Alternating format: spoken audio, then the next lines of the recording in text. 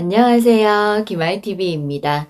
이번 시간에는 우리 구독자님들도 심도 있게 생각해 보셨으면 하는 주제를 가져왔습니다. 바로 빈집세인데요. 요즘 뉴스나 기사를 보면 빈집에 대한 기사가 많습니다.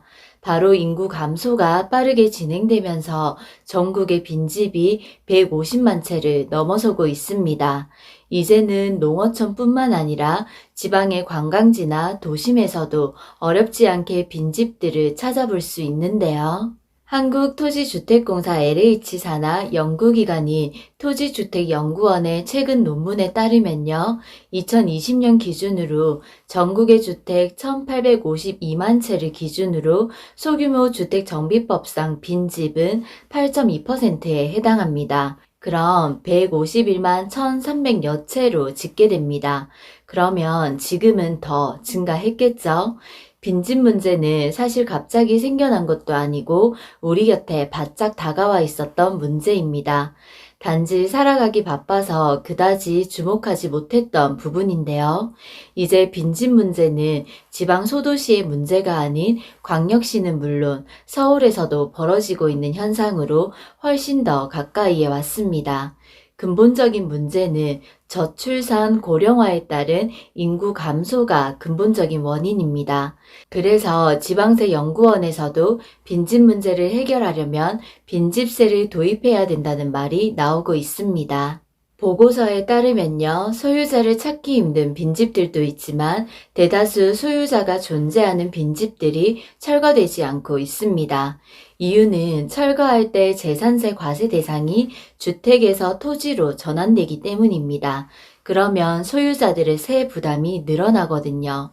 건축물의 경우 감가상각이 이루어져서 가액이 높지 않기 때문에 비어있으면 비어둔 채로 두는 것이 세금 측면에서는 훨씬 유리하기 때문입니다.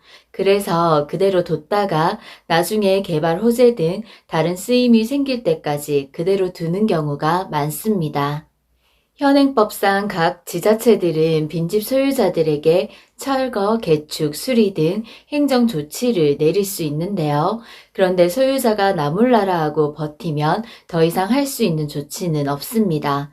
그래서 빈집 소유자에게 빈집을 자진해서 철거할 경우 철거된 빈집의 부속 토지에 대해서는 재산세 경감을 모색하는 세제 인센티브를 부여해야 되고 철거를 하지 않을 경우에는 세 부담을 늘리는 빈집세를 도입해야 된다는 의견들이 나오고 있습니다.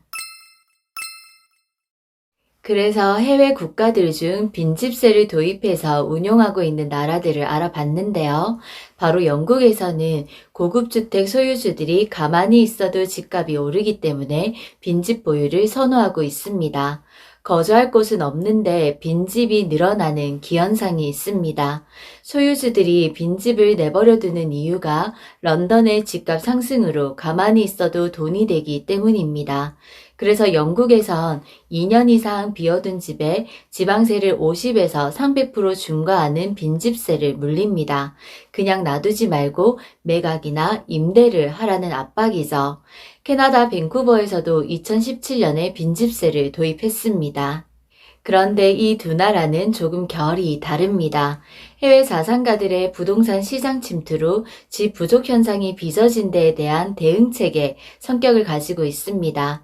하지만 일본의 경우는 다른데요. 집이 모자라는 유럽과는 달리 일본은 인구 감소로 버려지는 집이 늘어나서 도시의 슬럼화를 막는 차원에서 빈집세 도입을 나섰습니다. 그래서 일본 교토시는 2026년쯤 빈집세를 도입할 것으로 보입니다. 일본처럼 우리나라도 2025년에 초고령사회 진입을 눈앞에 두고 있는데요. 또 남북관계가 안정이 되면 중국인들이 한국 아파트를 축장 개념으로 매입할 수도 있는 게 문제입니다. 변수는 차이나머니인데요.